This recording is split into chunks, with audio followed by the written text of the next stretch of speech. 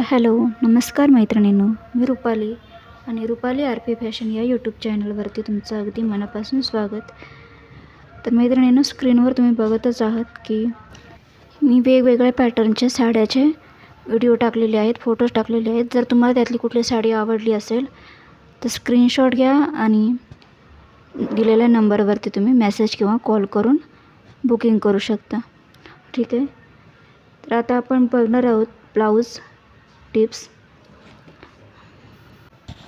स्टार्टिंगची आणि सुरुवातीची एकदम इम्पॉर्टंट टिप्स म्हणजे ज्यावेळी आपण ब्लाऊज कस्टमरकडून घेतो त्यावेळी आपली खूप इम्पॉर्टंट जबाबदारी असते की ती ब्लाऊज व्यवस्थित कस्टमरला आधी बसतं का ते.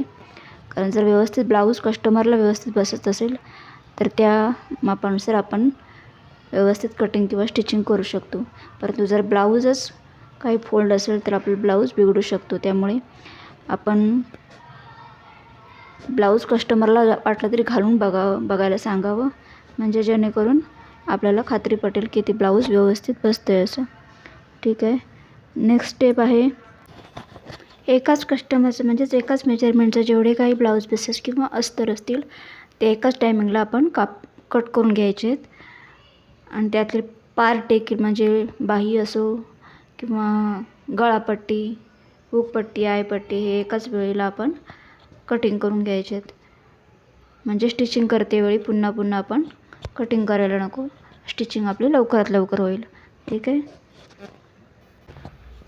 अजून आपण कटिंग करतेवेळी ब्लाऊज पिसाची उलटसुलट बाजू बघायचे आणि आतल्या बाजूच्या पीसेसवरती आपण खुणा करून घ्यायचे. म्हणजे थोडंसं असं काहीतरी खुणा करून घ्यायचे म्हणजे आपल्याला लक्षात राहील की ही आतली बाजू आहे आणि दुसरी फ्रंट साईड आहे. ठीक आहे. त्याच्यामुळे पुन्हा आपण स्टिचिंग करतेवेळी कन्फ्युजन होणार नाही. नेक्स्ट स्टेप आहे कॅनव्हस कटिंग करून ठेवणे. कॅनव्हस देखील आपण ज्यावेळी आपण ब्लाऊज पीसेस कटिंग करून घेतो त्याच्यावेळेस आपण कॅनव्हस देखील कटिंग करून घ्यायचं आहे. त्याच्यानंतर नेक्स्ट स्टेप आहे जे आपण कटिंग करून ठेवलेले वेगवेगळ्या पद्धतीचे जे पीसेस असतील ते वेगवेगळे आपण गुंडाळून ठेवायचे. म्हणजे नेक्स्ट टिप्स आहे की आपण प्रत्येक वेगवेगळ्या कलरचे ब्लाऊज पीसेस असतील त्याला आपण मॅचिंग रिळ देखील आपण सिलेक्ट करून ठेवायचे. ठीक आहे. त्याच्यानंतर एक सजेशन आहे की आपण ज्यावेळी कटिंग किंवा स्टिचिंग करत असतो त्यावेळी आपलं माइंड देखील फ्रेश असणं खूप गरजेचं असतं.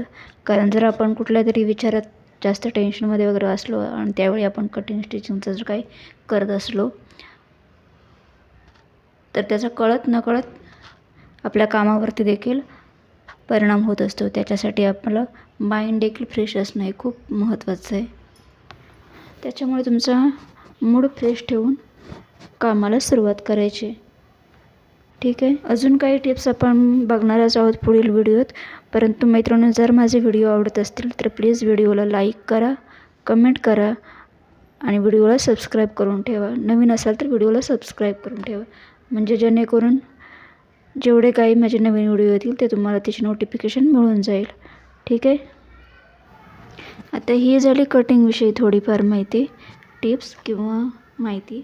आता आपण पुढे बघणार आहोत स्टिचिंग करतेवेळी काय काळजी घ्यायची.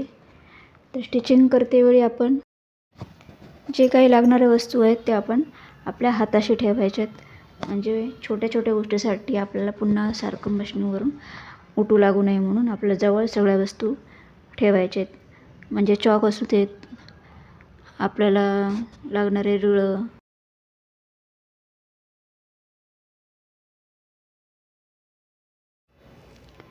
त्याच्यानंतर मशीन देखील चेक करून ज्यावेळी आपण स्टिचिंग करणार असू त्याच्या आधी आपण मशीन देखील चेक करून घेणं गरजेचं आहे.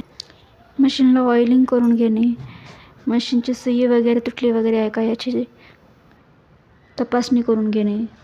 अशा पद्धतीने आपण मशीनची देखील पूर्वतयारी करून घ्यायची आहे, म्हणजे स्टिचिंग करतेवेळी मशीनचा प्रॉब्लेम असायला नको. ठीक आहे.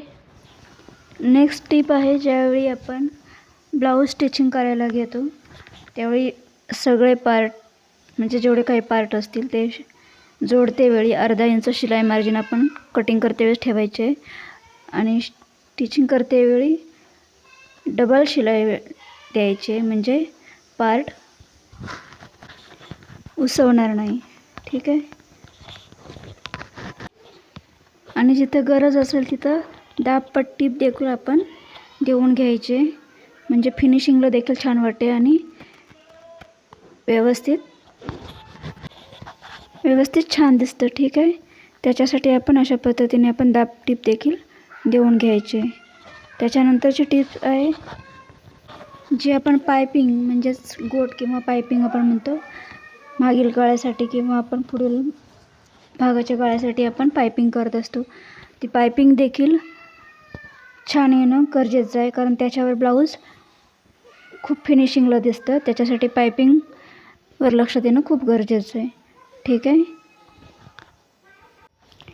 तुम्ही जर नवीनच शिकणार असाल तर ज्यावेळी तुमचं ब्लाऊज पूर्ण कवर होतं त्यावेळी कस्टमरला ब्लाऊज घालून आपण बघायचं आहे, ते म्हणजे कसं आपल्याला त्याच्यात आपला फरक जाणवेल की आधीच्या मेजरमेंटमध्ये ब्लाऊज कसं होतं आणि आपण घालून बघितल्यावर कुठे आपली चूक झाली, काय झाली, हे आपण अनुभव घेत आपण शिकत जाऊ शकतो. त्याच्यासाठी आपल्याला नंतर मग लक्षात येतं की आपण कुठे काय चूक केली असेल, तर त्याच्यासाठी आपण ब्लाऊज कस्टमरला घालून बघायला सांगायचं आहे, म्हणजे आपल्या चुका लक्षात येतात. ठीक आहे. जर एखादा ब्लाऊज तुमच्याकडून जर बिघडला तर त्याच्यासाठी तुम्ही डिमोटिवेट व्हायचं नाही आहे, कारण उलट त्याच्यातून आपल्याला शिकायला मिळतं की आपण कुठे चूक केली, कशामुळे काय झालं. याचं चुका करतच आपण शिकत असतो. त्याच्यासाठी आपण चुकलं म्हणून ब्लाऊजकडे लक्ष देणं टाळायचं नसतं, उलट त्याच्यातून आपण शिकत जायचं असतं. आणि जेवढे तुम्ही अनुभवाने शिकत जाल तेवढंच तुमच्यासाठी ते परफेक्ट टेलर बनाल. ठीक आहे. तर या झाल्या मैत्रिणींनो ब्लाऊजविषयी काही थोड्याफार टिप्स. आणि जर तुम्ही माझे व्हिडिओ बघत असाल तर मी साड्यांचे देखील व्हिडिओ पोस्ट करत असते, ते देखील तुम्ही बघू शकता. आणि जर तुम्हाला साडी कुठली आवडली असेल तर दिलेल्या नंबरावरती तुम्ही बुकिंग करू शकता. प्रत्येक साडी पॅटर्नवरती फिक्स रेट दिलेला आहे बघा, त्याच्यामुळे रेट हा असणार आहे तो फिक्स असणार आहे. ठीक आहे. जर तुम्हाला साडी आवडली असेल तर साडीचा स्क्रीनशॉट घ्या आणि दिलेल्या नंबरावरती तुम्ही मेसेज किंवा कॉल करू शकता. त्याच्यानंतर आपण ॲड्रेस वगैरे टाकायचं आहे, ते आपण नंतर बघूच. पण तरी पण तुम्ही जर साडी आवडली असेल तर नक्की कमेंट करून सांगा. हा व्हिडिओ मैत्रिणी तुम्हाला कसा वाटला, साड्या कशा वाटल्या, किंवा साड्यांचा अजून तुम्हाला स्टॉक बघायचा असेल तर प्लीज व्हिडिओला लाईक करा, कमेंट करा आणि व्हिडिओवरती नवीन असाल तर चॅनलला सबस्क्राईब करून ठेवा. आणि हा माझा छोटासा व्हिडिओचा प्रयत्न तुम्हाला कसा वाटला तर मैत्रिणींना नक्की सांगा. तुमच्या कमेंटची वाट बघते. आणि व्हिडिओवरती शेवटपर्यंत राहिल्यामुळे थँक्यू सो मच. असेच नवनवीन व्हिडिओ पाहण्यासाठी चॅनलला नक्की सबस्क्राईब करा. चलो बाय. भेटूया पुन्हा पुढच्या व्हिडिओत. Thank you so much.